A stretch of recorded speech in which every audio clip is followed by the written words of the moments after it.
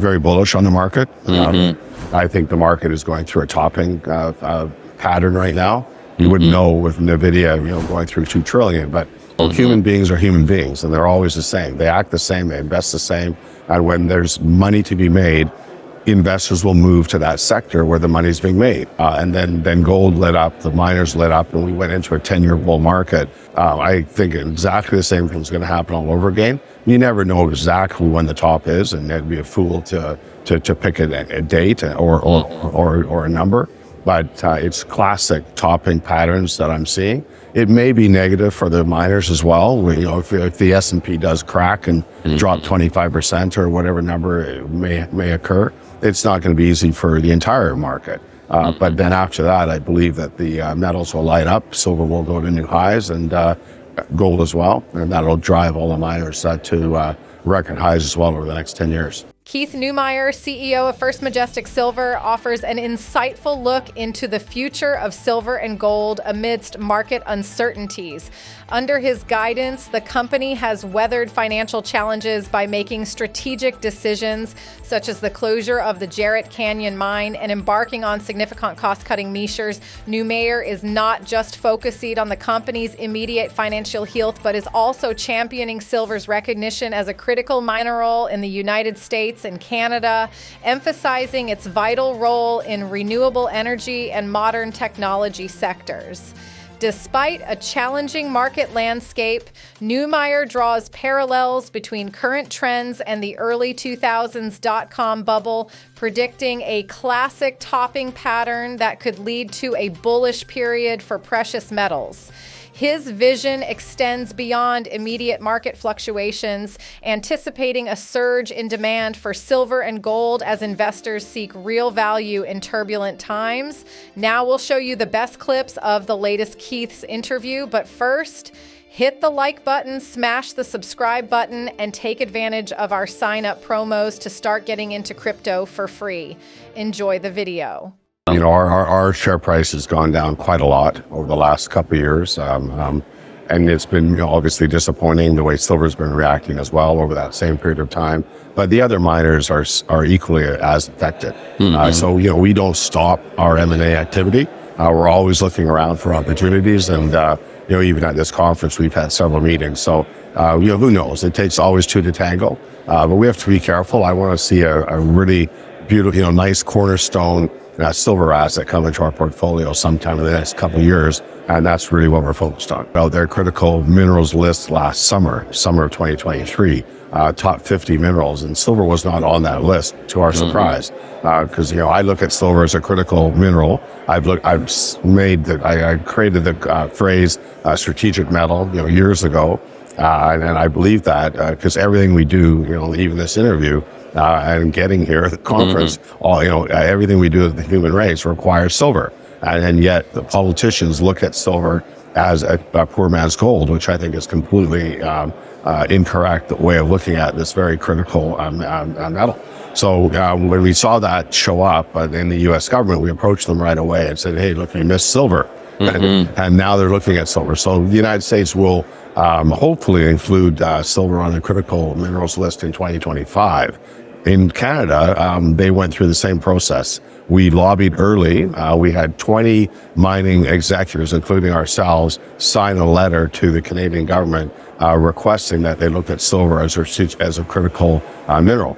They're not telling us what their decision obviously is, but we're expecting they're going to publish their list in May of 2024, and we're hoping silver will be on that list. It was really nice to see. I should make a call out to all the executives that signed that letter. It was really nice to see a lot of very senior silver executives within the Canadian mining sector sign that letter in support of this effort. Slide in our presentation that shows electric car consumption, and we even one of the institutions we met yesterday was quite surprised at how much silver is actually going into the automotive electric vehicle sector.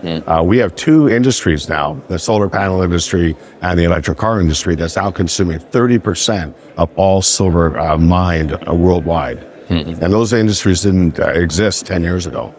I think there's really a difference. People that believe silver is a precious metal or gold is a precious metal, has really zero impact. Gold's used in some electronics as well, to a smaller degree, of course, than silver. But they're both very important metals to everything we do in the human race. So I'll call silver a critical or a critical metal or mineral, and I'll continue to do that because I firmly believe it is. And we're here today proving that fact.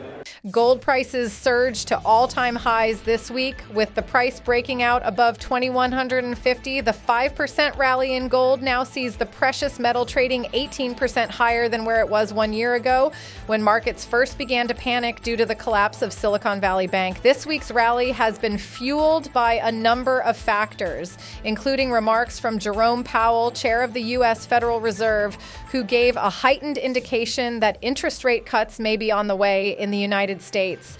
The move higher in gold has caught some traders unaware, with speculators short the gold market looking to cover positions. Now we'll show you the best clips of the latest Keith's interview, but first hit the like button, smash the subscribe button, and take advantage of our sign-up promos to start getting into crypto for free. Enjoy the video. There's always been that story, going back 10 years, that maybe some of the investors pulled money out of the gold sector and then put it into the Bitcoin sector, and quite the younger crowd mostly. But interestingly, I went through Europe on a conference in November, and I was quite surprised at how many young people were coming into the conference looking at the miners. Because normally, you don't see the young people there, and I was quite shocked with that and quite intrigued. And I think it says a lot about what the younger generation's looking at. They're looking for real value, and I think they're starting to look at the miners. At least that's why I recognized at that conference. Well, in the silver space, I would say no. Yeah. The Gold Council, I think, does a pretty good job. You do see their commercials and some of their advertisements and some of their PR, on a fairly regular basis. But silver, for whatever reason, it's a very small industry. I guess that's probably why, because it's only a $20 billion industry. So there's only so much money available to do proper marketing campaigns to talk about the uses of the critical necessities of silver. And it's I had meetings just this last week, and I continually had meetings with people that are involved in the Silver Institute to try to get them out there more aggressively. It is happening, but of course I'd like to see it more. I feel sometimes I'm the lone wolf in the market talking about silver. I mean, we just broke through 20 years. Last September of 2023 was First Majestic's 20th year anniversary. So it's pretty. I feel I have been, as you probably know, educating the investors in the world about the importance of silver for that length of time. Very bullish on the market. I think the market is going through a topping pattern right now. You wouldn't know with NVIDIA, going through 2 trillion, but more generally talking about the S&P and all of that. Yeah. And I think that's where all the money is. And I've said before, and I'll say it again, that this to me is 2000 and 2001 all over again. When the Nasdaq hit 5,000 in March of 2000, and over the 3-year period after that, it dropped 80%. And then gold lit up, the miners lit up, and we went into a 10-year bull market for the miners, which ended in 2011, 2012. I think exactly the same thing's going to happen all over again. You never know exactly when the top is, and it'd be a fool to pick a date or a number. But it's classic topping patterns that I'm seeing. It may be negative for the miners as well. If the S&P does crack and drop 25% or whatever number may occur, it's not going to be easy for the entire market. But then after that, I believe that the metals will light up. Silver will go to new highs, and gold as well. And that'll drive all the miners to record highs as well over the next 10 years. Well, human beings are human beings, and they're always the same. They act the same, they invest the same. And when there's money to be made, investors will move to that sector where the money's being made. And over the last 10 years, the S&P, the Nasdaq have been the places to be, Bitcoin as well.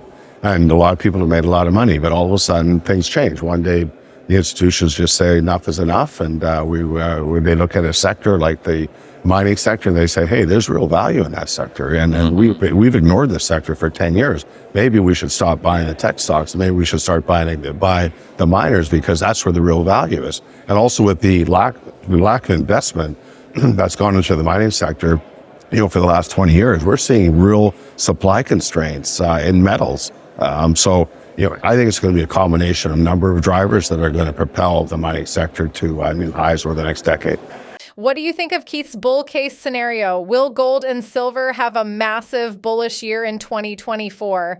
Post in the comments section your price prediction for silver for the end of 2024. Subscribe if you have not yet done so, and watch this video right here because you'll love it. I see you on the other side.